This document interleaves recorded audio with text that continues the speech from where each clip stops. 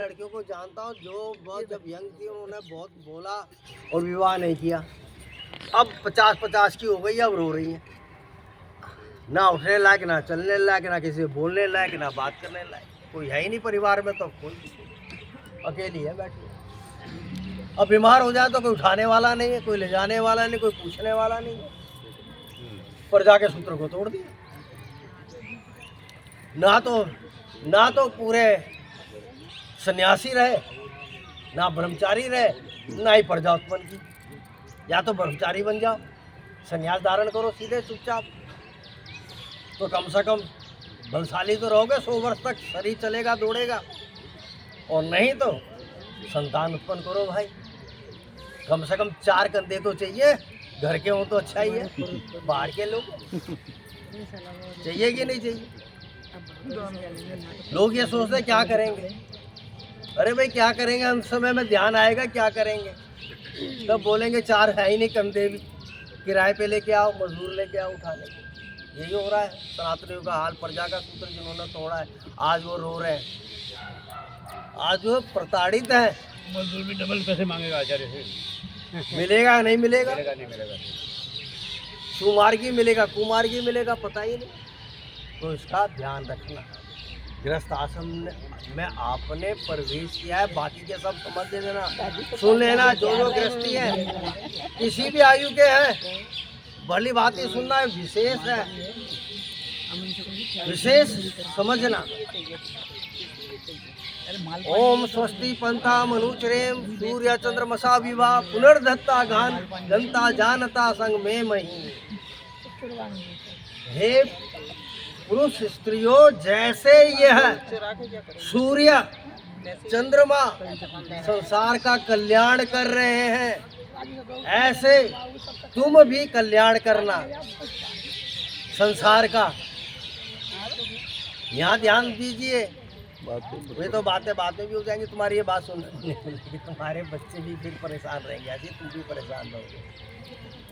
तो कल्याण को प्राप्त करना, जैसे सूर्य और चंद्रमा दोनों के दोनों मिलकर संसार को चलाते हैं, संसार को उपकार करते हैं, ऐसा तुम्हारा भी जीवन उपकार में हो।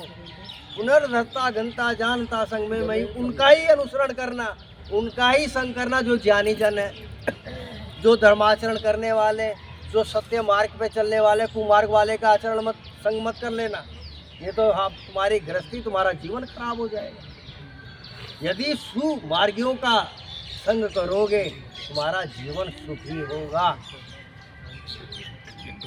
गृहस्थ के अंदर पति सूर्य है और पत्नी क्या है, चंद्र है। और सूर्य क्या है, दमकता है। सूर्य के बिना जीवन असंभव है, सूर्य नहीं निकले तो जीवन ही समाप्त हो जाएगा। गृहस्थ किसके ऊपर आधारित है, पति के ऊपर, क्योंकि सूर्य है। और गृहस्थ को संभालती कौन है, और रात को फिर कौन शीतलता प्रदान करता है, चंद्रमा। दोनों मिलकर क्या करते हैं, संसार को चलाते हैं। एक गर्मी देता है, उबाल देता है, दूसरा शीतलता प्रदान कर देता है। वो उसकी बूंदें आ जाती हैं, पूरी सृष्टि के अंदर सुंदर वातावरण हो जाता है। जो आपके जितनी भी वनस्पतियाँ लगी हैं, उनको शक्ति मिल जाती है, जल मिल जाता है, अच्छा जल मिल जाता है, औषध से युक्त जल मिल जाता है, शक्ति से युक्त जल मिल जाता है, अमृत से युक्त जल मिल जाता है, और ये फलती फूलती है। फिर दोनों मिलकर इस सृष्टि को, इस संसार को चला रहे हैं। कौन, सूर्य और चंद्र। तो गृहस्थ को भी कौन चलाता है, पति और पत्नी।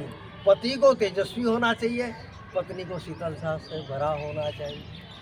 कभी कुछ गड़बड़ हो जाए तो शीतल पानी की छींटे मार दे, लेकिन पत्नी भड़क जाए, चंद्रमा ही भड़क जाए, दिन में भी उबला, रात को भी उबल गया, क्या होगा तो क्या होगा, संसार जल जाएगा, फूक जाएगा, समाप्त हो जाएगा। संसार क्या होगा, दिन में भी कड़कता है 48 सेंटीग्रेड, रात को भी इतना ही हो जाए तो क्या होगा, संसार में वनस्पति इत्यादि सब कुंभला जाएंगी, नष्ट हो जाएंगी, समाप्त हो जाएंगी। ऐसे ही गृहस्थ का जीवन है, दोनों ही उबल गए तो गृहस्थी समाप्त हो जाएगी। बड़े ध्यान से समझना बात को, जानना बात को। गृहस्थ की स्वामिनी पत्नी है, घर के अंदर तो पत्नी ही सब कुछ है। ये पति को समझ लेना चाहिए, पत्नी का ही आज्ञा चलेगी। इसीलिए क्योंकि भारतीय सनातन समाज में माता का सबसे बड़ा स्थान है। आगे आचार्य कह रहे माता को देवी मानना, माता को देवी मान के सम्मान करना, पिता को देवता मानना, अपने से बड़े जितने भी आचार्य को देवता मानना। अतिथि घर पे आ जाए उनको दोनों को क्या करना है, देवता मानना है। इस भांति घर को संभाल के रखें। और अपने से आयु में बड़े सबको पितर मानना, आयु से बड़े लोगों को पितर मानना और ज्ञान में बड़े लोगों को देवता मानना। ठीक है जी, ये आपके गृहस्थ के लिए आपको संदेश मैंने दे दिया। गृहस्थ में लेकर जीवन। आगे ऋषि कह रहे हैं ये संसार परम पिता परमेश्वर ने बनाया है, वो परम रसमय है, रसा रस है, रस से भरा हुआ है परमात्मा, इसलिए उसने सारा संसार रस से भर दिया है। और जब जीवन के अंदर रस आता है तो क्या होता है, मुस्कान आती है, हंसी आती है, उत्साह आता है और उत्सव होता है। रस होए तो प्रसन्न हो जाता है। जिसका जीवन ही रस है उसका क्या प्रसन्नता जीवन पे। और रस किससे, गृहस्थ से। तो रसमय रहना, सूख मत जाना, रसमय बने रहना और वाणी से रसमय हो जाना। वाणी से रसमय रहना। वो चाहे कितना भी उबल जाए, वो सोच लेना सूर्य है, मार दो छीटा रस का तो पर शांत। ऐसे तुम्हारी गृहस्थी उन्नत करेगी और तुम इस गृहस्थी का रस पियोगे, सुख पाओगे। नहीं तो कुड़कुड़ करोगे, क्लेश करोगे। जीवन बड़ा अमूल्य है, इसका एक एक क्षण बड़ा अमूल्य है और गृहस्थ जीवन के सुख को नहीं प्राप्त कर पाओगे, जिसको प्राप्त करने के लिए तुमने विवाह किया है। विवाह का अर्थ है मजबूत गठबंधन, कभी ना छूटने वाला, जीवन पर्यंत ना छूटने वाला गठबंधन, उसका नाम है विवाह। ये शादी नहीं है, ये कॉन्ट्रैक्ट नहीं है, ये विवाह है। वाह वाह वाह, ऐसा जीवन बनाइए कि आपका विवाह हुआ है। कोई शादी कॉन्ट्रैक्ट इत्यादि नहीं है, ये जीवन पर्यंत एक गठबंधन है जो दोनों ने साथ साथ चलने का विचार किया है और गृहस्थी को सुमय सुमंगल बनाने का अपना प्रतिज्ञा की है। इस बात को ध्यान रखना, प्रेम पूर्वक अपनी गृहस्थी को आगे बढ़ाना, सुखमय आगे बढ़ाना और इसका पूरा रस लेना। परमात्मा को इसलिए सुकृत बोला है, उसके हर कार्य सुकृत है, सबसे अच्छे कार्य करने वाला रसमय है।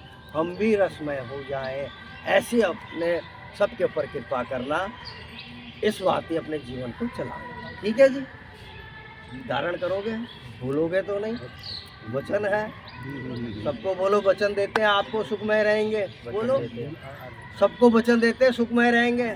ये अग्नि हम प्रतिज्ञा करते हैं सुखमय रहेंगे। बोलो, हाथ जोड़ के अग्नि को बोलो, प्रतिज्ञा लेते हैं सुखमय रहेंगे। हम सुखमय रहेंगे, एक दूसरे को सहयोग करेंगे, सुखी रखेंगे। ठीक है जी। ओम जय जगदीश हरे, स्वामी जय जगदीश हरे। भक्त जनों के संकट नाश, जनों के संकट जड़